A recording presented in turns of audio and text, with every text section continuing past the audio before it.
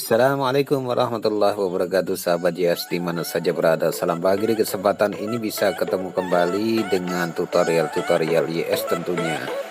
Dalam kesempatan ini YS akan membahas tentang trik bagaimana cara melepas sebuah IC SMD ya, dengan mudah menggunakan solder biasa saja. Langkah-langkahnya seperti apa tentunya buat teman-teman semua, silahkan ditonton video ini awal hingga akhir. Yang pertama kita siapkan kawat dengan kotoran 0,6 mili lah ya, sekitar itu. Dan buat teman-teman semua ikutin ya video ini awal hingga selesai biar tidak ada kesalahan.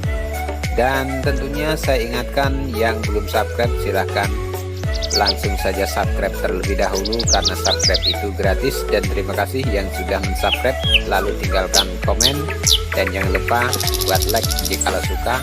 Kalau nggak suka ya nggak apa-apa, nggak nge-like lah ya. Oke, selamat menikmati videonya. Salam persahabatan, salam sukses dan salam bahagia.